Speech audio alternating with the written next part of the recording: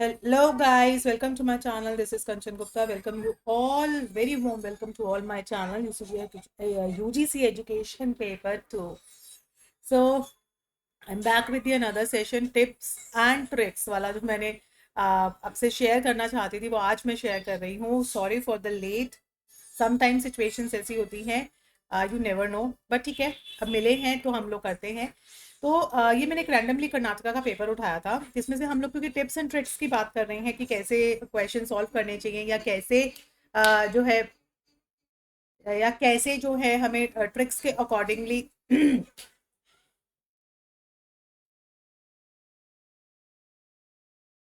या ट्रिप्स जैसे अब टिप्स चलती हैं कैसे क्वेश्चन की डेप्थ को देख के हमें सॉल्व करना चाहिए, किस तरीके से क्वेश्चन अगर एक हमें एक ऑप्शन के बारे में भी पता है तो रेस्ट ऑफ द ऑप्शन हम कैसे क्रैक कर सकते हैं. तो ये थोड़ा बहुत हम लोग समझेंगे. ठीक है, अगर पसंद आए तो ज़रूर लाइक कीजिएगा, अपने फ्रेंड्स के साथ ज़रूर शेयर कीजिएगा और जो चैनल पे नए हैं उन्हें वो सब्सक्राइब कर दीजिएगा. चलिए चलते हैं, सेशन स्टार्ट करते हैं. ठीक है, okay, so here we go. Just a minute for the setting up the slides. Yes, okay, here we go. The first question. ये कर्नाटका सेट है, आई थिंक सो 2013 का है ये, बट डजंट मैटर ये किस ईयर का है, क्वेश्चंस तो हमें करने ही है. तो here we have the first question. Sorry, axiology पे बेस्ड क्वेश्चन है ये. यस, एक्सियोलॉजी पे बेस्ड क्वेश्चन है जिसमें axiology is the branch of philosophy. ये तो बहुत सिंपल है, जिन्होंने काफ़ी प्रैक्टिस किया हुआ है वो इसका आसानी से बड़े जो है इसका आंसर कर देंगे. सो एक्सियोलॉजी क्या कहता है, देखिए रियलिटी जो है दैट इज दी हमारा मेटाफिजिक्स है. ठीक है जी, और जो वैल्यूज़ है ये हमारी एक्सोलॉजी होती है और जो ये नॉलेज है ये हमारी एपिस्टेमोलॉजी होती है. ठीक है जी, अब आ जाओ क्वेश्चन नंबर सेकंड पे. तो बेसिक था, इसमें ऐसा कुछ नहीं था. जिन्होंने ऑब्वियसली जो पढ़े हैं, जिन्होंने एमएड किया है या जो तैयारी कर रहे हैं काफ़ी टाइम से, उन्हें ही पता होगा. Which one of the principles is the incorrect regarding the pragmatism. Guys basic भी अगर पता हो तो आइडियलिज्म बात करता है आइडियाज एंड मैटर, है ना, आइडियाज ओवर मैटर की. रियलिज्म जो बात करता है आइडियाज प्लस मैटर की, और जो साइंटिफिक वैल्यूज की जो साइंटिफिकली प्रूवन है उनकी बात करता है रियलिज्म. नेचुरलिज्म होता है जो आपके साथ सामने है, जो नेचुरलिस्ट जो नेचर में है उनसे सीखना. और जो प्रेगमेटिज्म है ये कहता है भैया जो ट्रुथ है ना वो चेंजिंग है, जो ट्रुथ जो है वो पल पल बदलता है, चेंजिंग नेचर है. तो स्पिरिचुअलिज्म को नहीं मानता. तो इसके ऑप्शंस पढ़ते हैं. Accepting the any definite and eternal truth. Accepting ये जो है इटर्नल ट्रूथ और principle emphasizing more on the acts पे बिलीव करते थे. ये वाला कॉन्सेप्ट ठीक है. Truth is a man made होता है. सपोर्टिंग द स्पिरिचुअलिज्म ये नहीं है, तो इसका डी ऑप्शन आ जाता है. ठीक है, ये तो नॉर्मल कैजुअल चीज थी. द थ्योरी ऑफ लिबरेशन जो है हैज बिन रिजेक्टेड. रिजेक्शन वाली जो बात थी गाइस, लिबरेशन साल्वेशन ये सारी बातें वेदांता बुद्धिज्म जैनिज्म कर ही रहा है कि भैया हम जो लाइफ जीते हैं हमारा एंड पाथ साल्वेशन है, हमारा एंड पाथ लिबरेशन है. लेकिन चरवाक ने ऐसी कोई बात नहीं बोली है, तो इसका ऑप्शन आएगा डी. तो ये कॉमन सेंस में आता है कि जब भी हम वेदांत पढ़ रहे हैं, हम स्पिरिचुअलिज्म पढ़ रहे हैं, हम आध्यात्मिक चीज़ें पढ़ रहे हैं, बुद्धिज्म है जैनिज्म है, दोनों के ही फोकस लिबरेशन सॉल्वेशन के इर्द गिर्द घूम रहे हैं. तो ये तो कॉमन चीज़ थी. आ जाओ फोर्थ पे. According to the Upanishad the ultimate objective of education. अब उपनिषद हमें क्या बता रहा है, अल्टीमेट ऑब्जेक्टिव क्या हो सकता है, क्या हम एक अच्छे सिटीजन बन जाए. गुड सिटीजनशिप की बात ना बुद्धिज्म में भी बोली गई है. ठीक है, मैं अगर वैसे अगर आपसे डिस्कस करूँ, पीसफुल लिविंग जीना है, ये तो ऐसा नहीं है. यहाँ पे साल्वेशन की बात हुई है या मैन मेकिंग. तो इसका करेक्ट आंसर आपको पता देखिएगा, इस मैन मेकिंग एजुकेशन की बात जो है उपनिषद में नहीं. उपनिषद एक आध्यात्मिक बुक है जहाँ पे आपको एक साल्वेशन की बात करी जाएगी. तो इसका करेक्ट आंसर आप लगाएंगे साल्वेशन. ठीक है जी, क्लियर. द आइडियलिस्टिक जो फिलोसफी होती है हमारी, आइडियलिज्म जिसमें हम पढ़ते हैं कि what is the ideas, what the basic ideas, क्या इसका रीजन जो हमारे आइडियाज में छिपा है. तो वो हमारी मॉरल वैल्यूज में जो है तो वो क्या चीज बताते हैं हमें. आइडियलिस्टिक जो फिलोसफी है that tells us the moral values हमें सिखाते हैं, या सोशल वैल्यूज तो नहीं है, एस्थेटिक वैल्यूज भी नहीं है, रिलीजियस आइडियाज भी नहीं है. तो ये आएगा मॉरल आइडियाज.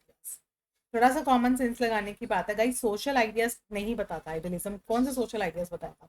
एस्थेटिकली जो है एस्थेटिक्स आइडियाज भी नहीं है, रिलीजियस भी नहीं है. तो मॉरल वैल्यू सिखाता है कि इसके पीछे क्या रीजन हो सकता है.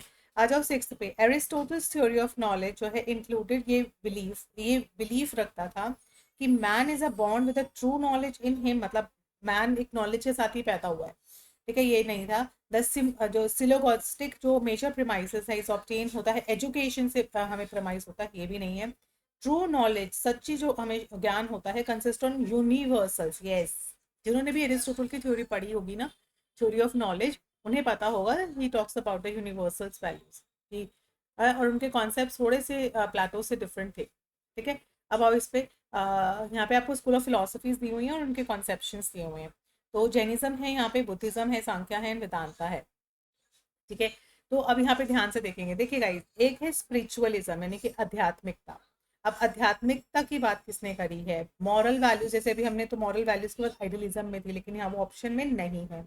रिलीजियस वैल्यूज होती हैं कि अपने धर्म का पालन करो, है ना, आपके धर्म में ये सिखाया गया है, आपके धर्म में ये बताया गया है। तो जो हमारे धर्म की बात करते हैं, जो हमारे रिलीजियस एजुकेशन की बात करते हैं, धर्म ऐसा है, तो धर्म की बात जो करता है वो करता है हमारा जैनिज्म, कि जो जैन लोग होते हैं उनका धर्म ये है, उनका धर्म, समझ रहे हो ना, ठीक है। उसके बाद है यहाँ पे बुद्धिज्म ना।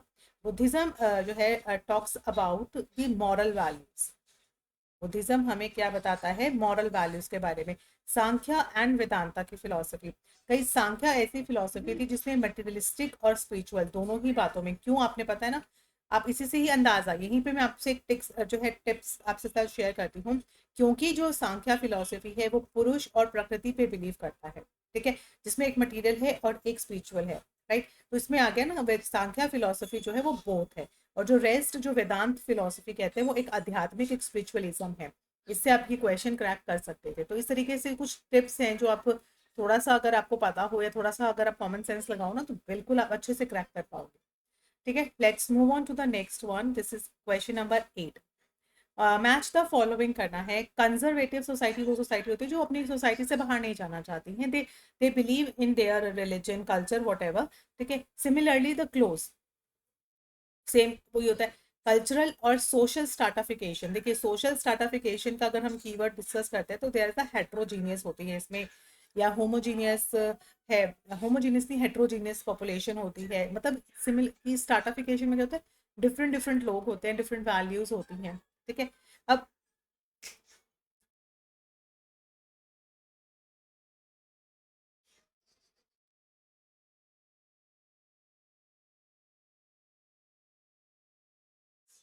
ठीक है, तो अब आपको यहाँ पे बताना है एक्सोजीनियस सोर्स।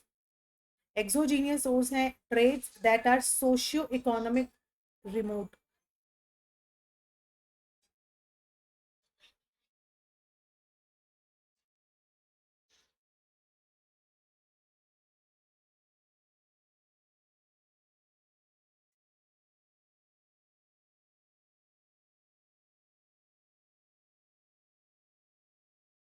ठीक है गाइस, अब इसमें हम क्रैक कैसे करें? ठीक है, जो कंजर्वेटिव सोसाइटी होती है वो सोसाइटी होती है जिसमें ना बहुत ही स्लो रेट से क्या होता है, चेंजेस आते हैं। जहां पर कंजर्वेटिव सोसाइटी होती है जहां पर बहुत ही स्लो और बहुत ही टाइम टेकिंग चेंजेस आते हैं।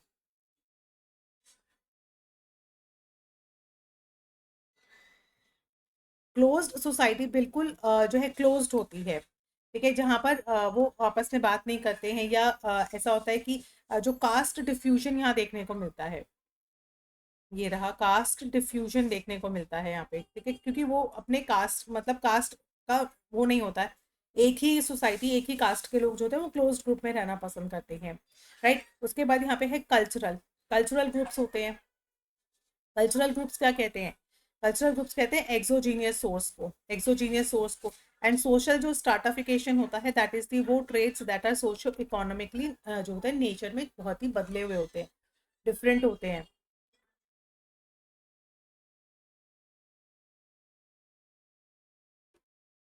ठीक है, क्लियर। आ जाओ नेक्स्ट चलते हैं।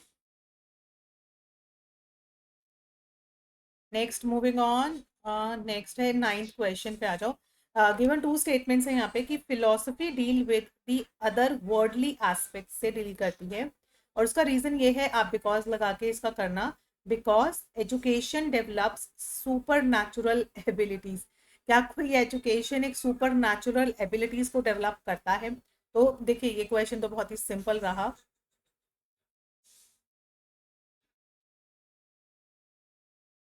दोनों ही जो स्टेटमेंट्स हैं वो गलत हैं, ये भी गलत है। And deal with the other worldly aspects कौन से होते हैं, जिस वर्ल्ड में आप रह रहे हो वहीं पर तो आएंगे।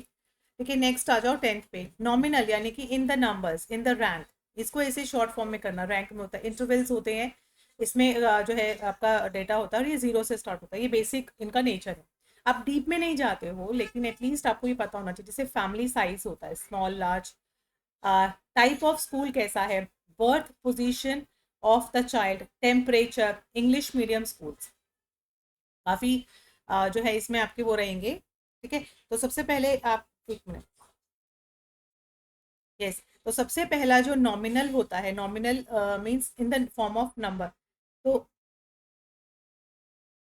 या जैसे अगर मैं आपसे पूछूं मेल या फीमेल, नॉमिनल होते हैं ऑप्शंस में, ऐसे है। तो type of school is the number of में होता है ना, जैसे टाइप ऑफ स्कूल का गवर्नमेंट स्कूल, पब्लिक स्कूल, इस तरीके से होता है। ठीक है ना, तो ये हो गया नॉमिनल का, हो गया ये टाइप ऑफ स्कूल में, राइट। अगर हम ऑर्डिनल की बात करते हैं, ऑर्डिनल मतलब रैंक देना, इस तरीके से ये होता है birth position of the child की, बर्थ पोजीशन क्या है। अगर हम बात करते हैं इंटरवल स्केल की, तो इंटरवल यस टेम्परेचर पे आता है, क्योंकि आप देखते हैं ना 95 डिग्री है, ये बेसिक इंटरवल पे होते हैं। एंड अगर हम रेशो की बात करते हैं कि रेशो क्या है, तो फैमिली साइज।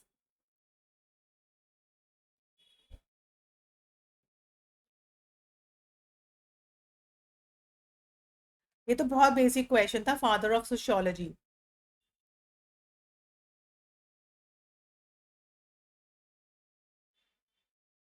कौन है father of sociology? Max weber, Herbert Spencer है, या कॉम्टे है, या डॉकियम है? Yes, the name is Comte. Comte थे उन्होंने। एंड जो एजुकेशनल सोशियोलॉजी, ठीक है जी, चलें आगे। नेक्स्ट आता है, following are the experimental learning activities हैं adopted by the teacher. Teacher कुछ एक्सपेरिमेंटल एक्टिविटीज करा रही हैं, जिन्हें अब आपको साइक्लिक ऑर्डर में लिखना है। अब अगर आप ये देखोगे, एक्सपेरिमेंटल जो हमारा वो है, वो कॉल्ब ने दिया था। ठीक है, अब इसने, आप अगर समझने की कोशिश करें तो C reflection, and C is the converging, diverging. मैंने भी रिसेंटली आपको ये वाला कराया था।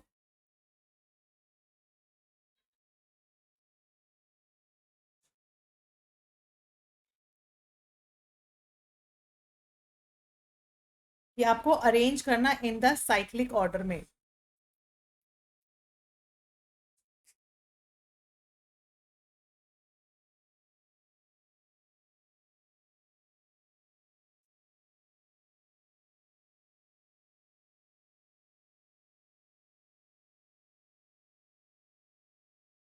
यस, सो कॉद का आपने जो है, ये एक तरह का एक्सपीरियंशियल लर्निंग है, जिसमें एक्टिविटीज इन्वॉल्व है।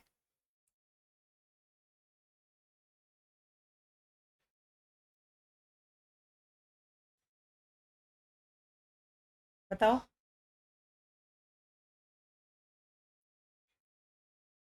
हम्म, चलो मैं बताती हूँ। पहले ये वाला देखो, एक सेकंड में इस वीडियो का, ये कॉल्ब की एक्सपीरियंशियल लर्निंग है। ठीक है, उसमें क्या है, अगर आप देखेंगे ना, सबसे ऑन टॉप में रहता है कॉन्क्रीट। आप कोई भी कॉन्क्रीट एक्सपीरियंस ले रहे हो, ठीक है, उसके बाद कॉन्क्रीट एक्सपीरियंस के बाद आता है रिफ्लेक्टिव ऑब्जर्वेशन आता है। उसके बाद यहाँ पे आता है कॉन्क्रीट एंड एब्स्ट्रैक्ट, जो है कॉन्सेप्चुलाइजेशन करना, थिंकिंग करना, फीलिंग, वॉच, थिंकिंग। यहाँ पे फील से शुरू होता है, फील, यहाँ आपने चीज़ें वॉच कर रहे हो, देख रहे हो, फिर थिंक, आप उसके ऊपर थिंकिंग कर रहे हो। एंड देन उसके बाद यहाँ पर होता है एक्टिव एक्सपेरिमेंट्स, यानी कि आप उसको करके देख रहे हो, डूइंग करके देख रहे हो, एंड देन फील। ये तो हो गया उसका process. When we are moving to the जो है कॉन्क्रीट एक्सपीरियंस से, when we move to the reflective, उसको बोला जाता है डाइवर्जिंग। क्या बोलते हैं? डाइवर्जिंग। और अगर हम इस चीज़ से यहाँ पर जाते हैं, तो वो बोला जाता है ये एसिमिलेटिंग, assimilating, एंड देन उसके बाद भी मूविंग टू द, ये होता है converging, and this is the accommodating, accommodating. तो अब यहाँ पर अगर अरेंज किया जाए इसको, देखो, अब ये एक तरह का साइक्लिक ऑर्डर है। अब ये स्टार्ट कहाँ से करता है, that is the different thing, लेकिन अगर हम इसे सीक्वेंस में लगाते हैं, तो diverging, assimilating, converging and one. तो 4 3 2 1, तो ये D is the correct answer. ठीक है, क्योंकि एक साइक्लिक ऑर्डर है गाइस, तो ये कैसे कहाँ से पिक कर रहा है, तो ये पर हम लोग ऑन द टॉप से ही करते हैं यहाँ पे अगर। ठीक है, तो ये इस सीक्वेंस में हो गया। सबसे पहले हो गया diverging, assimilation, converging and accommodation. ठीक है, आज concept of cultural lag is linked with the name. Cultural lag का कॉन्सेप्ट किसने दिया था, तो ये तो बहुत सिंपल है भाई, ये तो फैक्ट्स हैं कि कल्चरल लैग किसने दिया, या जो है ये एजुकेशनल सोशियोलॉजी किसने दिया। तो ये तो फैक्ट्स हैं जो आपको एज इट इज करने पड़ेंगे। इसमें जो है ऐसा कुछ नहीं है जिसमें आप तुक्का मारना या वो सब चीज़ें आएंगी। लेकिन जो चीज़ें मैं एडजस्ट कर सकती हूँ या आपको गाइड कर सकती हूँ वो मैं आपको ज़रूर बताऊंगी अकॉर्डिंग टू द क्वेश्चन। चलो, according to the doctrine of innate depravity,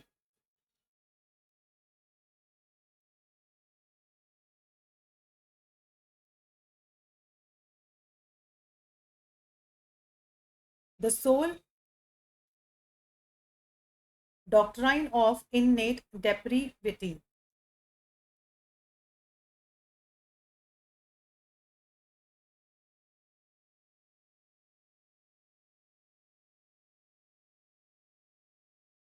So the soul has had contact with the ideas prior to the joining the body. Man is born in sin, hence must take some type of atonement. It is impossible to measure the substance without changing it, and limitations upon man's intelligence are set at birth. So this is, यहाँ पे आएगा second, कि man जो है सिन के बारे में बात करता है कि मैन न जो है इज अ बॉर्न इन सिन। ये क्रिश्चियनिटी का है। ठीक है, ये क्योंकि कर्नाटका का सेट, आई होप उनके कोर्स में ना क्रिश्चियनिटी हो, तो क्रिश्चियनिटी में ये सजेस्ट किया जाता है कि सिन से रिलेट करता है, ये पाप से, कि all humans are born with the inherent tendency के साथ पैदा होता है towards the sin due to the Adam and Eve के टाइम पे। तो ये जो कॉन्सेप्ट है ना, ये क्रिश्चियनिटी का कॉन्सेप्ट है, हमारे इसमें नहीं है ये। तो मैं इस क्वेश्चन को लीव कर देती हूँ यहाँ पे। ठीक है ना, चलो। व्हेन द कल्चरल जो ट्रेट्स हैं spread from one society to another, में कल्चरल ट्रेट्स जब हम वो करते हैं, तो इसको क्या कहते हैं, कल्चरल ट्रेट स्प्रेड होता है वन सोसाइटी टू अनदर, तो ये प्रोसेस जो है वो डिफ्यूजन कहलाता है, डिफ्यूज हो जाना। ठीक है, the first challenge of the caste में, जो फर्स्ट चैलेंज दिया था कास्ट सिस्टम को, वो बुद्ध ने दिया था। अब ये ऐसे क्वेश्चंस हैं जिन्हें आप क्रैक नहीं कर पाओगे ना, जैसे ये वाला है जो चैलेंज वाला क्वेश्चन था। ऐसे में आपको ये सोचना पड़ेगा कि बुद्ध जो है ना, भगवान जो बुद्ध है, वो एक गुड डूइंग की बात करते हैं, अच्छा कार्य करो, अच्छी शिक्षा पाओ, इस तरीके से। तो जो है ये बुद्ध, गांधी जी भी थे, लेकिन जो फर्स्ट जिन्होंने चैलेंज किया, फर्स्ट वाले पर्सन निकालने थे, वो थे बुद्ध। आ जाओ नेक्स्ट पे 17 पे, सोशल चेंज इज एसेंशियल है। Social change is essential because always lead to the social progress, की सोशल चेंज के बाद सोशल प्रोग्रेस होती है। Should be brought about through education, can not be made only through legislation, and is always welcome.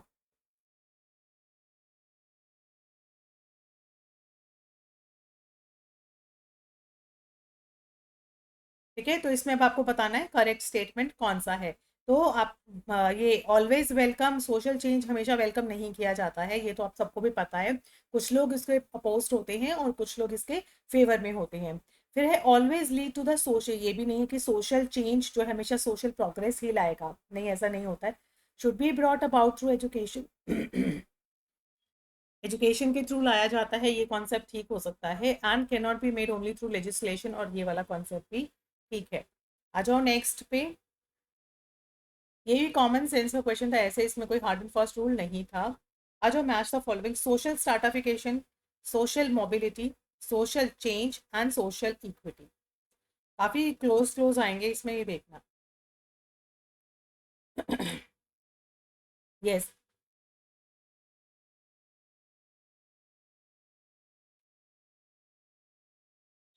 भाई social stratification आता है caste system से। हमारे जो सोसाइटी में कास्ट सिस्टम है, अपर कास्ट, लोअर कास्ट, है ना, ये हमारा सोशल स्ट्रैटिफिकेशन लेके आता है। फिर आती है सोशल मोबिलिटी, हमारी एजुकेशन। सोशल चेंज जो आता है वो हमारा मॉडर्नाइजेशन। यस, ये दोनों चीज़ें, अब ये देखो टिप्स मैं आपको साथ यही शेयर करूंगी कि जैसे आपको पता है जब भी सोशल चेंज आता है तो वो मॉडर्नाइजेशन से रिलेट करता है। और रिजर्वेशन जो हम देते हैं, जैसे अगर हमने किसी एसटी या ओबीसी को रिजर्वेशन दिया है तो वो किस कॉन्सेप्ट के बेसिस पे, इक्विटी के बेसिस पे, बिकॉज वी वांट कि जो लोअर कास्ट के लोग हैं उनको हम बराबरी का अधिकार दें। तो उसके लिए हम इक्विटी है कि जो एक होता है लोअर, जो पॉवर्टी लाइन पे, मान लो इक्विटी आपका कॉन्सेप्ट आपको पता होगा कि मान लो इनके पास 50 है, ये है 10 रुपये, मतलब ये लोअर कास्ट है, ये अपर कास्ट है। लेकिन अपर कास्ट तो भी नहीं, मीडियम जो होते हैं, मिडिल मैन जो होते हैं, मिडिल मैन भी नहीं, जो मीडियम लोग से आते हैं। अब उनको 100 बनाने हैं तो आई हैव टू गिव, मुझे उन्हें 50 रुपये देने पड़ेंगे, 50 की ही हेल्प करनी पड़ेगी, और यहाँ पे मुझे कुछ ज़्यादा, यानी कि मुझे 90 रुपीज़ देने पड़ेंगे। तो ये कहलाती है इक्विटी। मतलब इनको मैं स्पेशल, इनको सीट्स हैं लेकिन इनको भी हमने कुछ स्पेशल रिजर्वेशन दे के जो है इनको भी 100 बनाने की कोशिश की है। तो ये इक्वालिटी नहीं, ये इक्विटी कहलाती है। ठीक है, तो वो इक्विटी जो होती है वो रिजर्वेशन के उसमें आती है। तो ये कॉन्सेप्ट क्लियर हो गया। मॉडर्नाइजेशन मैंने आपका सोशल, तो आप अगर इक्विटी को क्लियर कर लेंगे, रिजर्वेशन है, तो बाकी भी आपके कॉन्सेप्ट हो जाएंगे। तो इसमें टिप्स, आपकी ट्रिक्स काम करके आ जाओ। गवर्नमेंट में एनफोर्स द सोशल चेंज। अब सरकार जो है वो एनफोर्स करती है सोशल चेंज को, क्योंकि जो सोशल टेंशन्स हैं क्रिएट द सोशल चेंज को लाती है। तो इसमें आपको क्या लगता है गाइस? गवर्नमेंट ने कुछ भी आपको फोर्स करने को नहीं बोला है, गवर्नमेंट डजंट एनफोर्स एनीथिंग। हाँ, लेकिन सोशल जो टेंशन्स आती हैं, मतलब अगर कोई सोसाइटी में अगर आप देख रहे हो थोड़ा कॉन्फ्लिक्ट चल रहा है, तो उसके बाद सोशल चेंज तो आता ही आता है। ये तो बेसिक चीज़ है कि अगर कोई आर्ग्यूमेंट चल रहा है, डॉरी सिस्टम है, या कोई भी कॉन्सेप्ट ऐसा है जिसके ऊपर जो है कॉन्फ्लिक्ट छिड़ा हुआ है, तो उसके बाद सोशल चेंज की संभावना रहती है कि कोई ना कोई स्टेबिलिटी लाने के लिए सोशल चेंज तो आएगा ही। क्रिटिकली जज the following, my religion is the best religion, ऐसा कोई असर्शन नहीं है, बिकॉज जो डेमोक्रेटिक है वो allow me to think and live. Okay, reason सही बोलता है, ठीक है ना, रीजन सही बोलता है, तो आप ए को नहीं करेक्ट बोल सकते, कि कोई भी ऐसा नहीं बोलेगा, तो आप सिर्फ आर को ट्रू बोलो। क्योंकि हमारी डेमोक्रेटिक जो फिलोसफी है वो हमें अलाउ करती है कि हम फ्रीडम से जिए। तो ये भी बेसिक, बहुत छोटा सा क्वेश्चन था, मतलब इजी क्वेश्चन था। We usually avoid remembering something that is associated with the fear, okay, and unpleasantness. हम वो चीज़ें ना याद करने से अवॉइड करते हैं।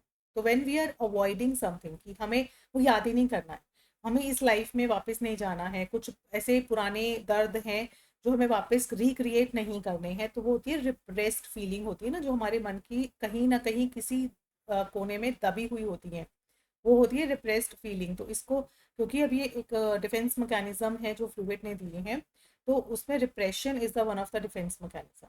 ठीक है।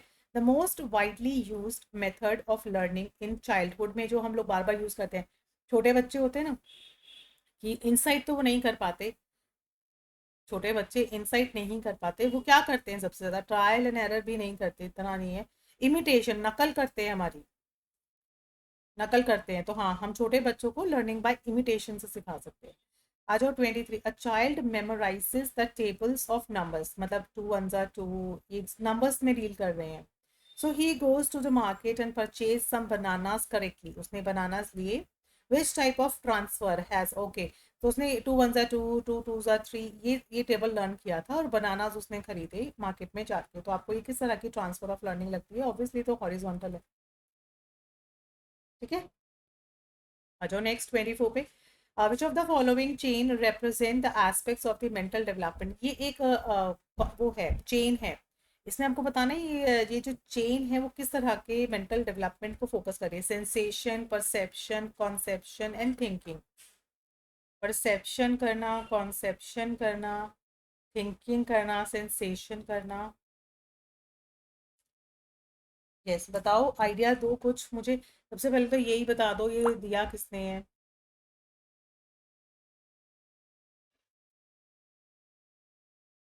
Sensation, perception, conception, thinking.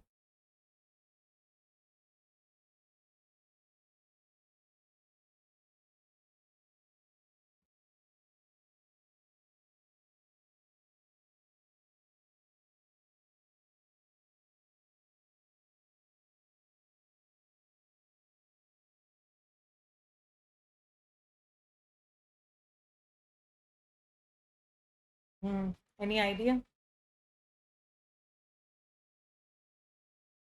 Sensation, perception, conception, thinking.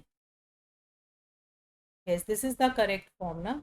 यही बनती है कि सबसे पहले जो है आपने क्या किया, सेंसेशन, चीज़ों को टच करके सेंसेशन, सेंसेस किया, सेंस किया कि कैसी है वो चीज़। एंड देन उसके बाद परसेप्शन किया कि हम उसे कैसे और ग्रैप कर सकते हैं परसेप्शन के थ्रू। एंड देन उसके बाद जो है कॉन्सेप्शन हुआ, यानी कि उस थोड़ा सा कॉन्सेप्ट क्लियर हुआ कि ये कैसे काम कर रहा है। एंड देन उसके बाद हमारी थिंकिंग प्रोसेस शुरू हुई।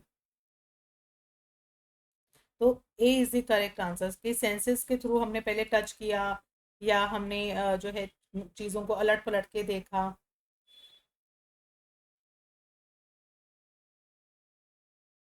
आ जाओ नेक्स्ट पे।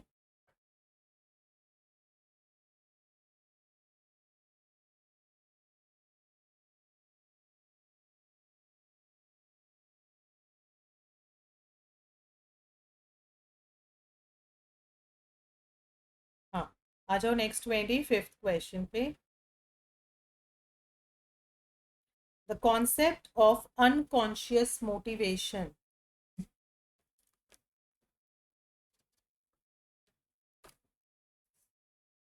यस, जो कॉन्सेप्शन है ना अनकॉन्शियस मोटिवेशन का, इज द कॉर्नर स्टोन है।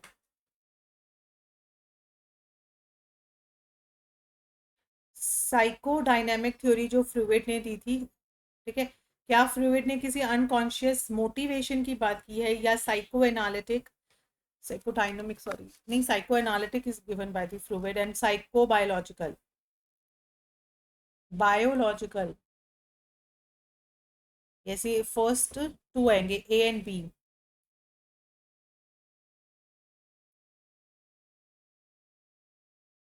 वैसे बेसिक अगर हम कॉर्नर स्टोन की बात करें अनकॉन्शियस मोटिवेशन की, साइकोडायनामिक नहीं है।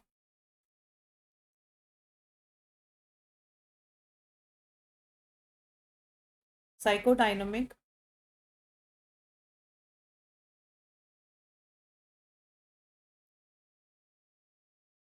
साइको जो डायनामिक थ्योरी है ना, basically this approach is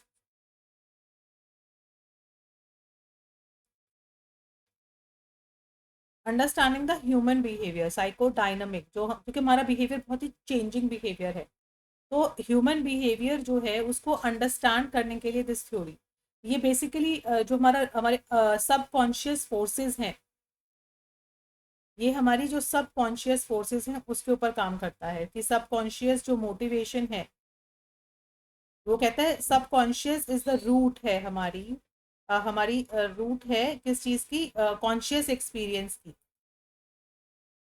conscious experience की।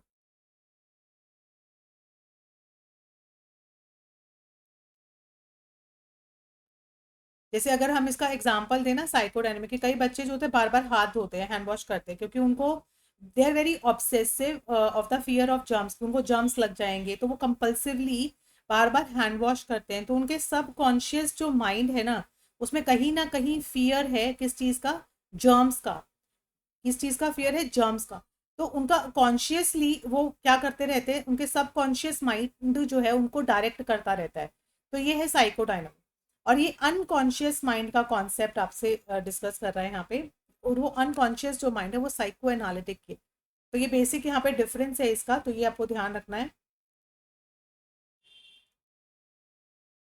साइको एनालिटिक जो होता है वो एक बहुत ही इंटेंसिव होता है, ठीक है। और ये जो साइको एनालिटिक होता है वो बहुत ही इंटेंसिव, प्लस यहाँ पे ग्लोबली फोकस्ड होता है। तो ये वाला इसका आंसर आएगा अनकॉन्शियस मोटिवेशन का।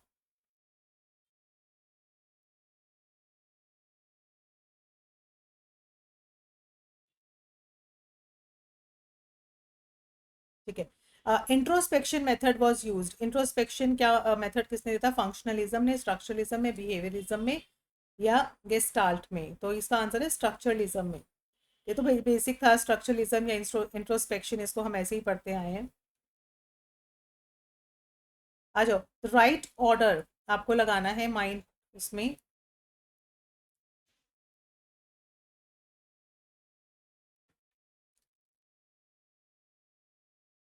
Right order of the structure of the mind का राइट ऑर्डर क्या होगा? Yes, Eid, ego and super ego. Eid, ego and super ego. Rearrange the following concept formation कैसे होता है? ये वही चीज़ आ गई है, कॉन्सेप्ट के फॉर्मेशन अगर हमें करना है तो सबसे पहले हम क्या करते हैं? सबसे पहले हम सेंसेशन करते हैं, फिर चीज़ों की परसेप्शन करते हैं, एनालिसिस एंड देन सिंथेसिस होता है। तो यहाँ पे आएगा ये सबसे पहले क्या हो जाएगा? Sensation, perception. ठीक है, सेंसेशन, सेंसेस होते हैं, सेंसेशन लिया हमने किसी चीज़ का, परसेप्शन देख लिया कि देखो ये पॉट ऐसा है, ये दिखता ऐसा है और ये ऐसा है। फिर हमने उसको एनालिसिस किया कि इसकी ऊपर की जो शेप है वो ऐसी है, इसकी हमने ऐसी है। फिर क्या हुआ? फिर आया बी, सिंथेसिस करना कि हाँ ये तो एक पॉट है, कि आपने ऐसी शेप कहाँ देखी है। आप सिंथेसिस करते हो, ये शेप मैंने कहाँ देखी है, आप अपने दिमाग के घोड़े दौड़ाते हो कि हाँ ये तो पॉट जैसा दिख रहा है। 29, which of the following sequence is learning of hierarchy? Gagne की जो हिरार्की है जिसमें, उसका आपको सीक्वेंस बताना है। ये भी बेसिक क्वेश्चन है, इसमें मुझे कोई टिप्स देने की जरूरत नहीं है, इसका सीक्वेंस। हाँ, मैं ये ज़रूर बोलूँगी कि गैगने का जो क्वेश्चन है ना, ये हर साल रिपीट होता है। तो आई रिक्वेस्ट यू गाइस कि आप वो, तो मैं यही रिक्वेस्ट करूँगी कि इसको ज़रूर पढ़ के जाना, ठीक है? इसको वो मत करना। तो इसका करेक्ट आंसर है 29 का, इज दी ए। यस। तो पहले आती है सिग्नल, नीचे एसआर से स्टार्ट होता है, फिर आती है सिग्नल एंड देन उसके बाद ये रहा एसआर। तो ये तो कौन गलत दिया हुआ है, क्योंकि जो सीक्वेंस स्टार्ट होता है ना वो स्टार्ट होता है एसआर से। ये वाला करेक्ट है, ठीक है? तो ये सबसे पहले SR, then multiple, then fourth signal and then third is the concept. There is something, options में ही मुझे गलती लग रही है। Hierarchy of गैगने।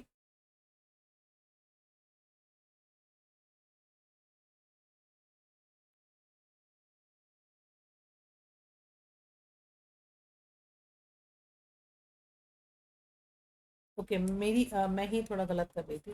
जैसे ये होता है, ठीक है, सबसे नीचे जो आता है दैट इज द सिग्नल, आपने कोई सिग्नल देखा, एंड देन आता है एस आर। ठीक है, मेरी गलती थी। तो सिग्नल हो गया फोर्थ एंड एस आर, यानी कि 4 2, यस द फर्स्ट वन। ठीक है, पहले आता है signal, then S R and then chaining, chain बनाना मतलब रिस्पॉन्सेज की चेनिंग करना, वर्बली एसोसिएशन करना, एंड देन आता है मल्टीपल, मल्टीपल वो देना, डिस्क्रिप्शन देना, मल्टीपल डिस्क्रिमिनेशन, कॉन्सेप्ट, रोल मतलब rule learning and then problem. तो ये एक प्रॉपर है, मतलब नीचे के जो है बिहेवियरल एस्पेक्ट से शुरू होते हैं और उसके बाद कॉग्निटिव की तरफ मूव करते हैं। तो ये हमें क्लियर करने हैं, ठीक है? तो it starts from signal, S R, chaining and verbal. पहले ये चार करना एंड देन 8 होते हैं, तो पहले के चार करना signal, S R, chaining and verbal, chaining and verbal. उसके बाद बाकी के चार करना multiple discrimination, concept, M C R P. आप ऐसे कर सकते हो, जैसे अगर मैं नीचे के चार लिखूं, दैट इज द सिग्नल है, फिर है S R, signal S R and then उसके बाद चेनिंग, कॉन्सेप्ट्स के अंदर चेनिंग करना, ये बिहेवियरल एस्पेक्ट्स होगा। एंड वर्बली हम एसोसिएट करके देखते हैं, तो वर्बल एसोसिएशन। तो ये चार नीचे के। उसके बाद जो ऊपर के वो मैं यहाँ आपके साथ शेयर कर रही हूँ, that is the multiple discrimination होना, concept learning, concept learning and then rule learning की रूल्स पढ़ना, एंड देन प्रॉब्लम सॉल्विंग। तो सबसे टिप्स यही आती है, on the top problem solving होता है, एंड सबसे नीचे सिग्नल्स होते हैं, जैसे कोई हॉर्न बजा रहा है, ठीक है, आपने रिएक्ट किया, अच्छा ये हॉर्न तो जो है एक अलर्ट का साउंड है। फिर आपने इसी हॉर्न को किसी और के साथ चेनिंग करके देखा और फिर उसको वर्बली एसोसिएट किया, अरे ये तो भोंपू की तरह बज रहा है। मान लो कहीं और आपने जो है ये चीज़ सोच मतलब सुनी होगी, फिर आपने मल्टीपल ऑफ ये भोंपू की तरह भी बज रहा है, ये कहीं और आपने ऐसा साउंड, ये गाड़ियों का हॉर्न है, तो मल्टीपल डिस्क्रिमिनेशन करके आपने देखा उसके साथ। फिर आपने क्या किया? कॉन्सेप्ट बनाया कि अच्छा ये वाला जो साउंड होता है वो तो यहाँ पे होता है। फिर आपने एक रूल बना लिया और उसके बाद अपने प्रॉब्लम सॉल्विंग कि कहीं आप ऐसा साउंड देखोगे तो आप उसको पहचान जाओगे। तो इस तरीके से कॉन्सेप्ट चलता है अकॉर्डिंग टू टेक्निक, ठीक है? चलो, ये फोबियाज है। नेक्स्ट क्वेश्चन जो है वो फोबियाज पे है, ठीक है? क्लेस्ट्रोफोबिया तो एक मुझे पता है, बाकी देखते हैं, निकालते हैं इस पे जो है टिप्स ट्राई करेंगे।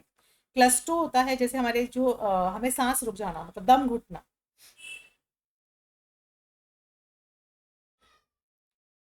तो क्राउड, हाँ क्राउड आता है, जैसे बहुत क्राउड में सफोकेशन होता है ना, वो चीज। नाइक्टोफोबिया, नाइक्टोफोबिया जो है, या सॉरी, ये मैंने गलत मार्क किया। हाँ, क्लस्ट्रोफोबिया इज द क्राउड से जो होता है।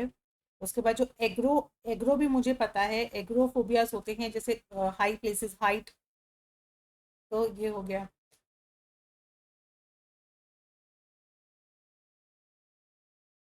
ये है यहाँ पे, मैं शायद फिर से कुछ गलत कर रही हूँ, just a second, just a second, just a second. क्योंकि इसमें ना एक क्राउड भी लिखा है, क्राउड से भी फियर होता है कईयों को, और एक क्लोज्ड जो होता है ना, जैसे लिफ्ट्स होती हैं, लिफ्ट एक क्लोज होता है तो उनको डर लगता है। तो ये जो क्लस्ट्रोफोबिया है ना, ये हमारा क्लोज्ड में आएगा। और जो हमारा ये ओक्लोफोबिया है, दैट इज द क्राउड पे आएगा यहाँ पे, तो ये वाला डी ऑप्शन हो सकता है। एंड नाइट्रोफोबिया इज द जो हमारी डार्कनेस, अंधेरे से जो होता है, नाइट से होता है ना, इससे बना है नाइट्रो। एंड जो एग्रोफोबिया है वो समथिंग हाई प्लेसेस। ठीक है, ये ऐसे होगा। आ जाओ नेक्स्ट। ओके, सो ऑप्शंस नहीं दिख रहे हैं ना, ये रहा, फोर्थ इज द ऑप्शन। ठीक है, आ जाओ। उसके बाद आता है यहाँ पे आपको दिए हुए हैं ये डिफेंस मैकेनिज्म आपको गिवन है, जैसे सब लाइन करना, प्रोजेक्शन करना, रैशनलाइज होता है आप तर्क दे रहे हो गलत काम का, और आइडेंटिफिकेशन करना, प्रोजेक्ट करना अपने आप को कुछ और किसी और चीज़ के साथ, मतलब आप हो कुछ और लेकिन दिखा कुछ रहे हो, प्रोजेक्ट कुछ और कर रहे हो। सबलाइमेशन होता है जैसे सबलाइन होता है कि सब्स्टिट्यूट में आता ना, जैसे देखते हैं अभी इसके ऑप्शंस में, देखते हैं। प्लेसिंग ब्लेम ऑन अदर्स, किसी और पे ब्लेम डाल देना, है ना, ये placing blame on others, that would B, जैसे ये है फीलिंग यूनिटी, एकता। टर्निंग इनटू सब line directions, okay, finding the justification ढूंढ रहे हो आप, फाइंडिंग जस्टिफिकेशन ढूंढ रहे हो ना, ये दैट मस्ट बी, ये आप जस्टिफाई कर रहे हो खुद को, तर्क दे रहे हो खुद को जस्टिफाई। अब गाइस मुझे एक मिला, ठीक है, तो मैं इसे क्रैक करने की कोशिश कर सकती हूँ, ये रहा। राइट, तो ये हो गया टिप्स, ये हो गई इस क्वेश्चन की टिप। क्या हो गई कि आपको एक पता होना तो दूसरा निकाल लोगे, मैंने अभी बताया ना, रैशनलाइज से आप तर्क बना और अपनी गलती के जस्टिफिकेशन आप ढूंढ रहे हो, उसे निकालो। अब सब लाइन करना यानी कि टर्निंग इनटू सब लाइन, इससे निकल आया। प्रोजेक्शन करना यानी कि placing the blame on others, आप हो कुछ और लेकिन प्रोजेक्ट कुछ और कर रहे हो, दूसरों के ऊपर ब्लेम डाल रहे हो। और आइडेंटिफिकेशन में आ जाएगा फीलिंग द यूनिफिकेशन, आप दे रहे हो। ठीक है, आ जाओ 32 पे।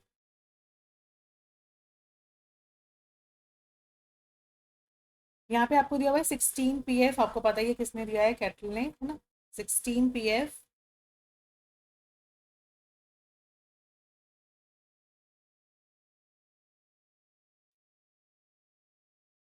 16 PF आपको पता है कैटल ने दिया है। ठीक है, बस अब वही है, आपको एक पता है ना, आपने देखा ए का 3 है, ए का 3 है, ये रहा ऑप्शन बी। बस निकल गया आंसर आपका। और क्या करना है आपने वहां बैठ के, वो थोड़ी करना है कि मैं गलत हूँ, मतलब कि अब इतना हो गया, चलिए। ये जो है वो एडल्ट का है, और ये वेंचेसलर है, तो यहाँ पे आप लगाइए। जैसे 16 हो गया, आईक्यू किसने दिया था, ये रहा, वर्ट एंड वर्नन ने दिया है आईक्यू का। बी का हो गया 2। ठीक है, सी का है 4th, सी का है ये वेंचेसलर का है। एंड वेंचेसलर एडल्ट जो है आईक्यू है। और ये डी जो है, डी इज दी जंग का दिया हुआ है। ये उसमें जंग ने काफ़ी सारे 16, बहुत ज़्यादा उन्होंने जो क्लासिफिकेशन दिया था ना पर्सनालिटी में, उसमें से एक था वैट। चलो, creative thinking follows off beaten path. Creative जो थिंकिंग होती है off the beaten path, reason because this is the basis of innovation. Guys a assertion तो मुझे कहीं से कुछ नहीं मतलब नजर आता कि ये सही होगा। हाँ, रीजन सही है तो उसका आप लगाएंगे बी। आ जाओ नेक्स्ट पे, pre school.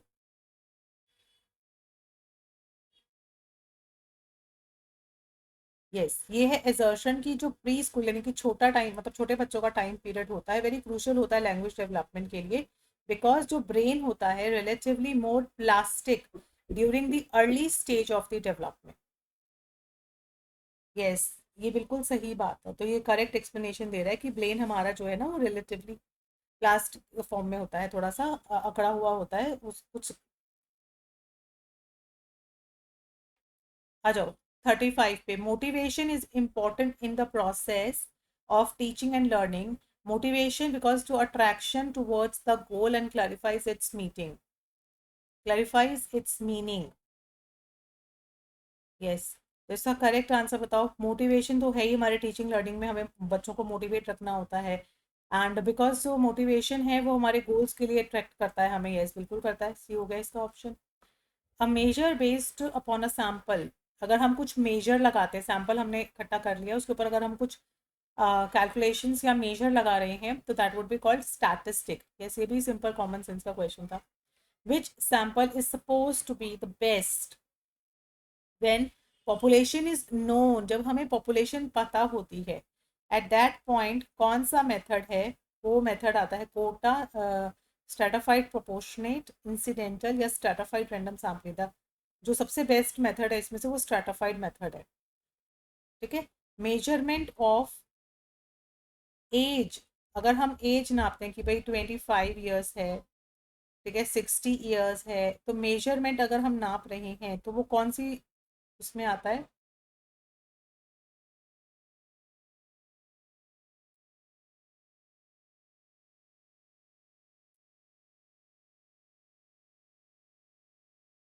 Measurement of age is the example of ratio scale because it starts from the zero. Null hypothesis is rejected when it is true.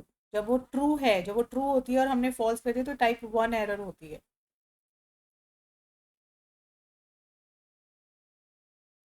ठीक है, टाइप 1 एरर होती है। Now finding out the correct chain आपको बतानी है general format of the research report की। Survey of the previous research data gathering, statement of hypothesis. अरे सबसे पहले तो हम भैया प्रॉब्लम निकालेंगे, ठीक है ना, उसके बाद जाकर हम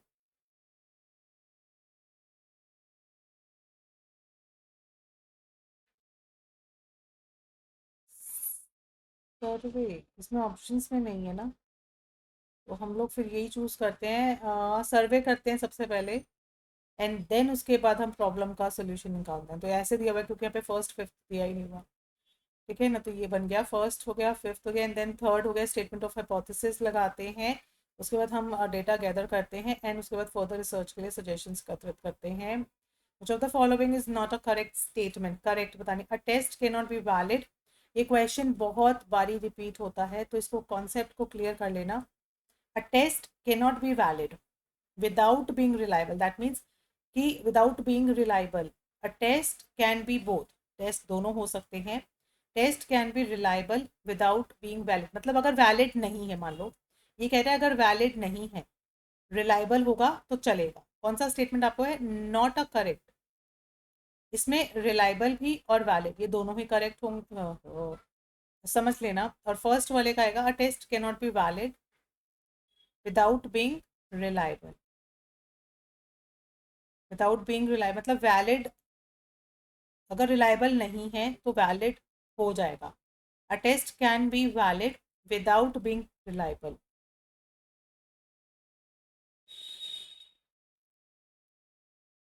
यहाँ आपको निकालना है इज नॉट करेक्ट, मतलब गलत वाला स्टेटमेंट निकालना है आपको। तो अगर आप थोड़ा सा देखो, टेस्ट दोनों हो सकते हैं, बिल्कुल हो सकते हैं, है ना।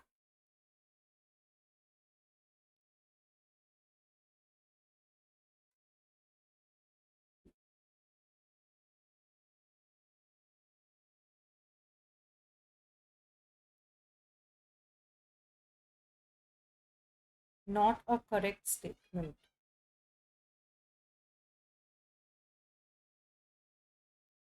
आप यहाँ लगाओ डी। ठीक है, आ जाओ नेक्स्ट पे। विच of the following is not correctly matched? Documentary sources, primary sources, population must be and good sample is the representative. तो आपको देखो, population must be homogeneous, primary source आपको वैलिड होना चाहिए। हाँ, प्राइमरी सोर्स आपको वैलिड देता है। डॉक्यूमेंट्री, गाइस पॉपुलेशन कोई होमोजीनियस नहीं होती है। पॉपुले अब अगर अगर आप हजारों की संख्या में सिर्फ गर्ल्स को चुन लेते हो तो बॉयज का क्या करोगे? ठीक है, तो दैट शुड बी हेट्रोजीनियस, ताकि वो पूरे ही हमारे उसका रिप्रेजेंटेटिव हो। प्राइमरी तो होता ही वैलिड है, ये वाला है गुड, एक रिप्रेजेंटेशन होता है। अगर सैंपल है तो वो पूरी पॉपुलेशन को रिप्रेजेंट करता है। जो डॉक्यूमेंट्री सोर्स होता है, येस, वो एक सेकेंडरी सोर्स होता है। तो यहाँ पे ये वाला जो है इज नॉट करेक्टली मैच्ड। ठीक है, 43 पे आओ। Rearrange the following steps of descriptive research in a correct sequence में आपको बताना है डिस्क्रिप्टिव रिसर्च का। तो इसमें सबसे पहले हम करते हैं वही आइडेंटिफिकेशन ऑफ द प्रॉब्लम। तो थर्ड आ गया पहले, तो ये वाला हो ही गया, इसको हटा दो एलिमिनेशन मेथड से। अब फोकस करो लास्ट के थर्ड एंड फोर्थ वाले ग्रुप को। फिर जब हम प्रॉब्लम करते हैं तो हम हाइपोथेसिस फॉर्म करते हैं, देन उसके बाद हम डेटास को कलेक्ट करते हैं। उसके बाद इंटरप्रिटेशन होता है हमारा, तो ये हो गया डी। ठीक है, अब यहाँ आ जाओ नेक्स्ट वाले पे। Arrange the three these correlations in a sequential order में बताना है आपको। तो पॉइंट एंड ये है जिसमें डायकोटमिस होते हैं और सिम होते हैं। तो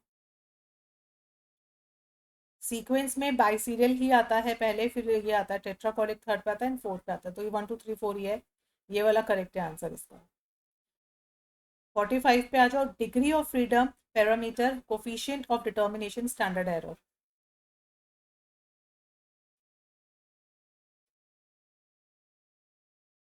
डिग्री ऑफ फ्रीडम हम एनोवा में निकालते हैं, ये पता होना चाहिए आपको। डिग्री ऑफ फ्रीडम हम कहाँ निकालते हैं? एनोवा में।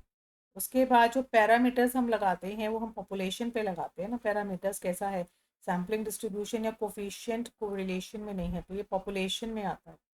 स्टैंडर्ड एरर किस पे आता है? स्टैंडर्ड एरर सैम्पलिंग पे आता है ना, सैम्पलिंग डिस्ट्रीब्यूशन पे आता है ये वाला। एंड कोफिशिएंट का डिटर्मिनेशन करना होता है तो वो कोरिलेशन से होता है। क्लियर? इसका आंसर लगा लीजिए बी। बी। बी।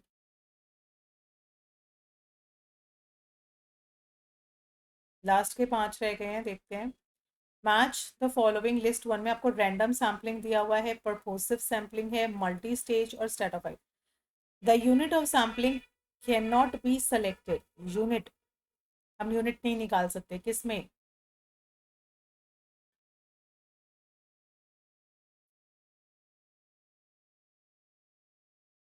तो रहेगा द पॉपुलेशन इज होमोजीनियस रहती है एंड फ्रेम अवेलेबल होता है।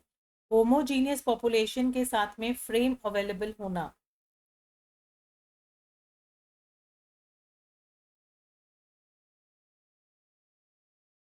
ये है तब रैंडम। रैंडम सैम्पलिंग में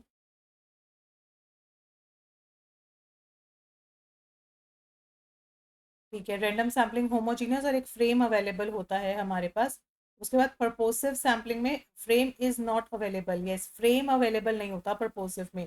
आप पर्पसली जो है उसको ले लेते हो, पर्पसली ले लेते हो, तो फ्रेम नहीं होता उसमें, बिल्कुल ठीक बात है। और यूनिट, क्योंकि हाँ मल्टी स्टेज होता है, यहाँ पे कोई लेवल डिसाइड नहीं होता है। एंड जो स्ट्रेटाफाइड होता है, yes heterogeneous.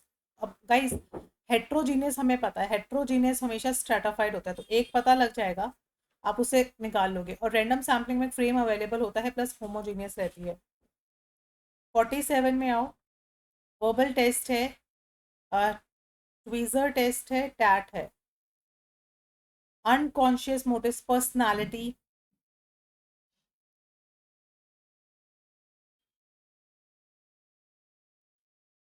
Verbal test intelligence test of educated, जो वर्बली आप बता सकते हो। तो ए का 3 हो गया, ए का 3 हो गया। परफॉर्मेंस टेस्ट हो गया, आप परफॉर्मेंस उनका लेते हो जो अनएडुकेटेड है, तो उन्हें डिफरेंट शेप्स दिखा के और ये सब से। ट्विजर हो गया, मैकेनिकल स्किल्स के लिए टेस्ट होता है। और जो टैट टेस्ट होता है वो एक पर्सनालिटी टेस्ट है। तो इसका जो आप करेक्ट आंसर लगाना वो लगाना ए, ये वाला। ठीक है, आ जाओ नेक्स्ट पे। नेक्स्ट पे है यहाँ पे विच of the following conclusions can not B validly drawn from the proposition given. अच्छा, प्रपोज किया गया है कि who of the teachers will not work hard if paid enough. कौन नहीं काम करेगी अगर उनको पैसा अच्छा मिलता है। तो हु ऑफ द ऐसी कौन सी टीचर्स होंगी जो काम ठीक से नहीं करेगी। ये एक तरह का प्रपोजिशन लगाया गया। Some persons working hard when paid enough are teachers. All teachers work hard if paid enough. अगर उन्हें सही मिलता है तो सारी टीचर्स काम करती हैं। नो टीचर्स आर दोस्त who will not work hard if paid enough, and all persons working hard, सारे ही काम करते हैं, if paid enough are teachers। तो ये डी वाला ऑप्शन आपके लिए होगा इसमें। 49 पे आ जाओ, assertion पे। expose facto research, the researcher does not have a control over the independent variable, के ऊपर कोई कंट्रोल नहीं होता। बिल्कुल सही बात है। and manifestation of the independent variable।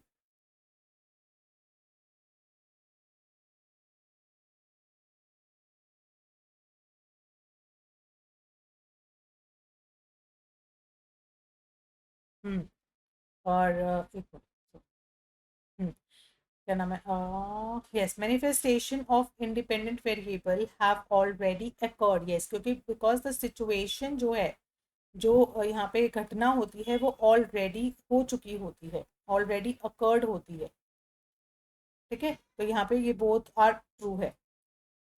Next आ जाओ, table value of one tailed is lower than the two tailed test irrespective of level. इसमें आपको चूज द करेक्ट वन, आपको इसमें जो सिलेक्शन करना है वो करेक्ट वाले का करना है।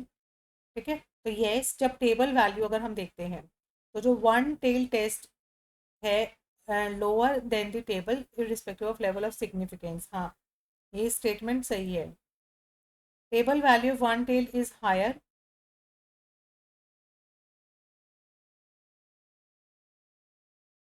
irrespective of level, no. Sum of square, sum of the square value, negative as well as positive depending on the factor, no.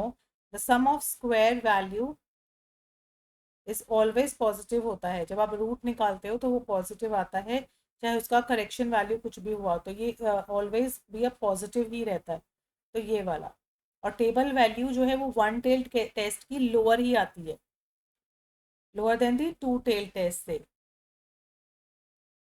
Irrespective of the level of significance, चाहे कुछ भी रहा हो, टेबल वैल्यू जो है वो लोअर की कम आती है, लेस आती है, लोअर आती है, कुछ भी कह सकते हो। तो ये वाली स्टेटमेंट बिल्कुल करेक्ट है। So we have done 50 questions in 53 minutes, so that would be good. अच्छा है, ऐसा नहीं है, दैट इज़ द गुड। अगर आपको लेक्चर अच्छा लगे और टिप्स जो मैंने भी आपको दिए वो भी आपको थोड़े से इन्फॉर्मेटिव लगे तो सेशन को लाइक और फ्रेंड्स के साथ शेयर ज़रूर कर देना। साथ ही साथ जो मेरे चैनल पे नए हैं वो सब्सक्राइब ज़रूर कर दीजिएगा। So thank you so much guys, have a nice day, take care, bye bye.